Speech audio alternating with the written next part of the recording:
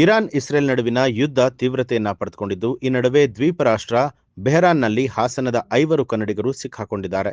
ಹಾಸನ ಜಿಲ್ಲೆಯ ಬೇಲೂರು ತಾಲೂಕಿನ ಅಂಗಡಿಹಳ್ಳಿಯ ಗ್ರಾಮಸ್ಥರಾದ ಪಂಜು, ಜಮುನಾ, ಸುರೇಂದ್ರ ಪ್ರಸಾದ್, ರತೀಶ್ ಹಾಗೂ ಮೈಸೂರು ಮೂಲದ ನೇತ್ರಾವತಿ ಬೆಹರಾನ್ ರಾಜಧಾನಿ ಮನಾಮದಲ್ಲಿ ಸಿಕ್ಕಾಕೊಂಡಿದ್ದಾರೆ. ಈ ಕುರಿತು ವಿಡಿಯೋ ಬಿಡುಗಡೆ ಮಾಡಿರುವಂತಹ ಕನ್ನಡಿಗರು, ಮನಾಮದ ಕಟ್ಟಡವೊಂದರಲ್ಲಿರುವಂತಹ ನಾವುಗಳು ತಾವಿರುವಂತಹ ಕಟ್ಟಡದ ಪಕ್ಕದಲ್ಲೇ ಬಾಂಬ್ ಸಿಡಿತಾ ಇದೆ ಅನ್ನುವಂಥ ಆತಂಕ ವ್ಯಕ್ತಪಡಿಸಿದ್ದಾರೆ.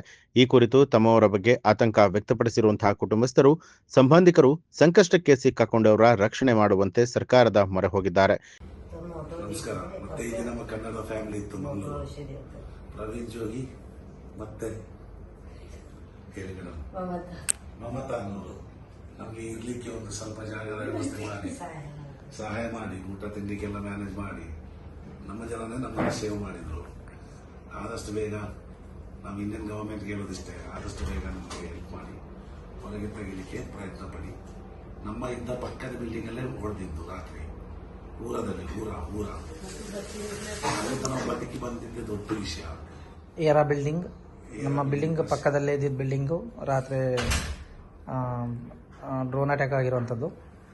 ದಯವಿಟ್ಟು ಗೌರ್ನಮೆಂಟ್ ಕಡೆಯಿಂದ ನಮಗೇನಾದರೂ ಸೇಫ್ಟಿಯಿಂದ ನಮಗೆ ದೇಶ ತಲುಪಿಸೋದಕ್ಕೆ ಒಂದು ದಾರಿ ಮಾಡಿಕೊಡ್ಬೇಕಂತ ನಮ್ಮದು ಕಳಕಳಿ ಮನವಿ ಮಾಡ್ತೀವಿ ಸರ್.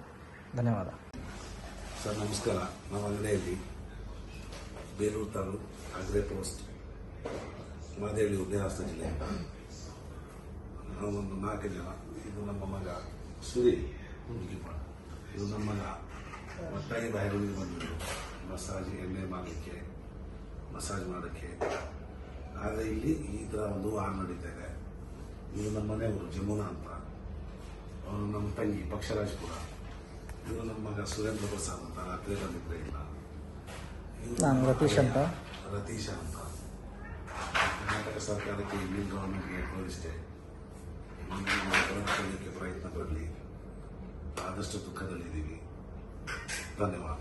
ಇರಾನ್ ವಿರುದ್ಧ ಅಮೆರಿಕ ಮತ್ತು ಇಸ್ರೇಲ್ ಸಮರ ಸಾರಿತು. ಈ ನಡುವೆ ದುಬೈನಲ್ಲಿ ಸಿಕ್ಕಿ ಹಾಕಿಕೊಂಡಿರುವಂತಹ ಹಲವು ಕನ್ನಡಿಗರಿಗೆ ದುಬೈ ಕನ್ನಡ ಮತ್ತು ಒಕ್ಕಲಿಗ ಸೇನೆ ಸಹಾಯಕ್ಕೆ ಮುಂದಾಗಿದೆ. ಈ ಕುರಿತು ಮಾತನಾಡಿದಂತಹ ದುಬೈ ಕನ್ನಡ ಮತ್ತು ಒಕ್ಕಲಿಗ ಸೇನೆಯ ಅಧ್ಯಕ್ಷರಾದ ಯತೀಶ್, ದುಬೈನಲ್ಲಿ ಸಿಲುಕಿಕೊಂಡಿರುವಂತಹ ರಾಜ್ಯದ ಹಲವು ಕನ್ನಡಿಗರು ನೆರವು ಬೇಕಾದಲ್ಲಿ ದುಬೈ ಕನ್ನಡ ಮತ್ತು ಒಕ್ಕಲಿಗ ಸೇನೆಯನ್ನ ಸಂಪರ್ಕಿಸುವಂತೆ ತಿಳಿಸಿದ್ದಾರೆ. ಎಲ್ರಿಗೂ ನಮಸ್ಕಾರ. ನಾನು ನಿಮ್ಮ ಯತೀಶ್ ಗೌಡ್ರು, ದುಬೈ ಕನ್ನಡ ಮತ್ತು ದುಬೈ ಒಕ್ಕಲಿಗ ಸಂಘದ ಅಧ್ಯಕ್ಷರು. ನಮ್ಮ ದುಬೈ ಕನ್ನಡಿಗೆ ಯಾರಿಗಾದರೂ ಸಹಾಯ ಬೇಕಾದರೆ ನನ್ನ ನಂಬರಿಗೆ ಕರೆ ಮಾಡಿ. Thank you. ನ್ಯೂಸ್ ಅಲರ್ಟ್, ನಿಮ್ಮಿಂದ ನಿಮಗಾಗಿ.